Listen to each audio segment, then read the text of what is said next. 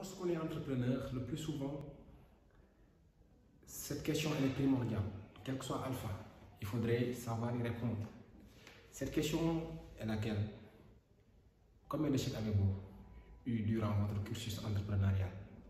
Effectivement, l'école entrepreneuriale, l'école de la vie, regorge d'échecs qui nous rendent beaucoup plus forts si on sait comment s'organiser pour pouvoir relever l'ensemble des défis qui ont conduit même à ces échecs-là. Alors je te pose, toi qui me suis, toi qui es un entrepreneur aguerri ou pas, toi qui es un entrepreneur qui vient de débuter, toi qui es un entrepreneur qui a eu à faire beaucoup d'années, la question que je te pose est la suivante. Combien d'échecs en avez-vous déjà? Donc écrivez-le s'il vous plaît en commentaire pour permettre à nos collègues entrepreneurs de tenir le bout, car nous savons tous que le chemin entrepreneurial regorge, ce qui est sûr et certain, de pièges, regorge d'obstacles qui nous poussent toujours peut-être à arrêter. Mais nous savons avant de débuter même ce chemin qu'il y aura beaucoup d'obstacles. Alors pour ceux qui viennent de nous découvrir, c'est Dr Babacar Diop, on est docteur en médecine, on est entrepreneur et on est... Alors aujourd'hui je vais vous partager quelques-uns de mes échecs entrepreneuriaux qui peut-être pourront vous servir, vous qui pensez œuvrer dans l'entrepreneuriat. Et ce qui est sûr et certain, en évitant ces échecs-là, peut-être vous allez avoir une vie beaucoup plus meilleure et des années d'expérience. Pourquoi je tenais déjà à partager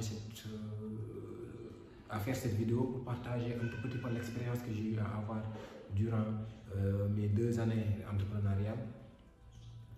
Ce qui est sûr et certain, j'ai pas mal de sollicitations par rapport à ce domaine et parfois on se rend compte que les entrepreneurs, du moins les hommes qui veulent se lancer dans l'entrepreneuriat hésitent et se posent cette question à savoir et si ça ne marchait pas, et si ça ne marchait pas, et si ça ne marchait pas. Apparemment, ils pensent que ceux qui ont réussi dans l'entrepreneuriat ont réussi du jour au lendemain sans pour autant avoir des échecs. Et je vous le dis, ce n'était pas le cas du tout.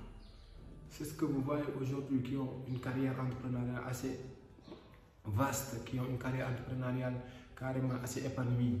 Dites-vous que cet épanouissement entrepreneurial que vous voyez et qui est florissant, qui prête à confusion parfois, il y a énormément d'échecs qui se cachent derrière. Et ces échecs-là, ce sont ces mêmes échecs qui ont fait de telle sorte que ces entrepreneurs qui sont devenus aujourd'hui des entrepreneurs aguerris, des entrepreneurs avertis, des entrepreneurs qui, tout ce qu'ils touchent, marche à merveille. Ils ont eu à avoir des échecs. Je prends mon exemple, par exemple. Lorsque je me suis lancé dans l'entrepreneuriat, je ne vous le cache pas, j'ai eu à avoir pas mal d'échecs et je continue d'ailleurs à en avoir. Déjà, je vous raconte une petite histoire me concernant. Voilà, je me suis lancé en entrepreneuriat avec, on peut dire, une somme qui n'est pas du tout assez conséquente. Au début, j'étais beaucoup plus dans la vente et l'achat de matériels médicaux. Et voilà, à un moment donné, je me rends compte que il y a du potentiel, sauf que le souci, c'est que ce domaine, parfois, il est très pollué par des gens qui ne s'y connaissent pas grand-chose.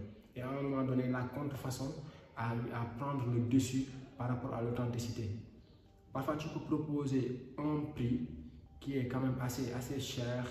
Et voilà, un autre, il peut te proposer un prix, excusez-moi, qui est trop bas. Maintenant, les autres, ils auront tendance parfois à se dire, bon, ton prix est trop cher, par-ci, par-là, ils préféreront acheter, comme on appelle la contrefaçon. Mais quelque chose, Alpha, ils vont revenir pour te dire, permettez-moi de me présenter vos produits, vendez-moi ceci, vendez-moi cela, ce que j'ai eu à acheter dans l'autre vendeur, c'est gâté. Je lui dis, ok, l'essentiel, qu'est-ce que vous devez savoir?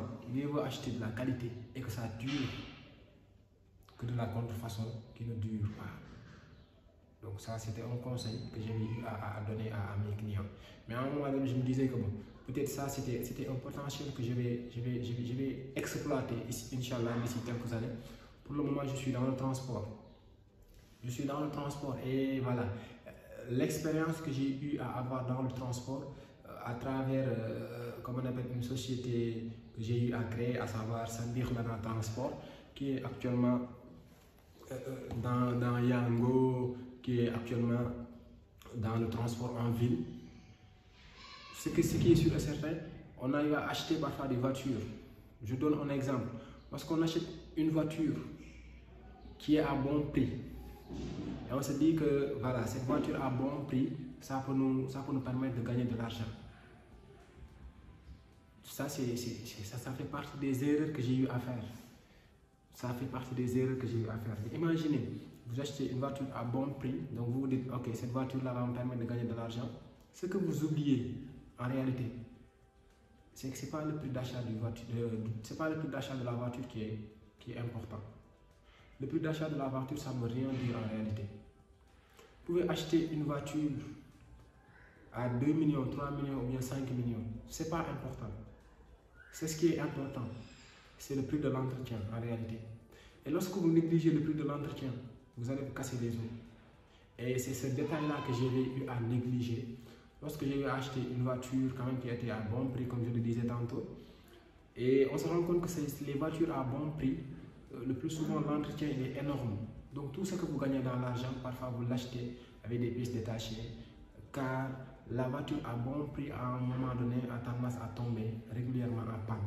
Donc vous pouvez emmagasiner beaucoup d'argent, par contre cet argent-là va rentrer dans le compte, comme on appelle, de la réparation. Et ça, c'était une erreur que j'ai eu à faire. Et ce qui est sûr et certain, cette erreur-là, je ne vais plus jamais le refaire.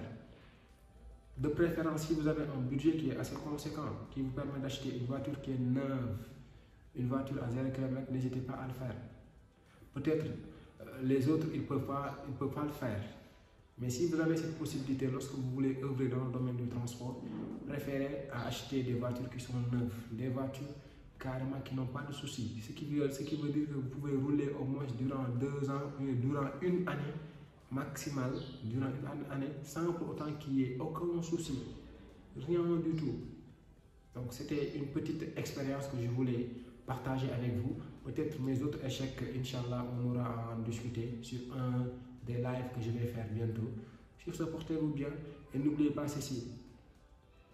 Seul, on peut carrément prendre un envol, mais ensemble, on pourra partir loin. Essayons de travailler en communauté. Essayons de faire tout notre mieux pour regrouper nos forces. L'Afrique, ce n'est pas aux Européens de le développer. L'Afrique, c'est à nous de le développer. Et pour que ça se fasse, il faudrait qu'on travaille ensemble. Donc si cela vous intéresse, vous pouvez rejoindre notre communauté Dr Coach, donc dans le club business Dr Coach, où on est en train d'essayer de faire un travail ensemble pour pouvoir bâtir un tout petit peu un business qui pourront dans l'avenir, du moins des business qui pourront dans l'avenir, voilà, nous permettre d'emprunter une liberté financière qui est quand même assez perdurable. Portez-vous bien et à la prochaine. Ciao.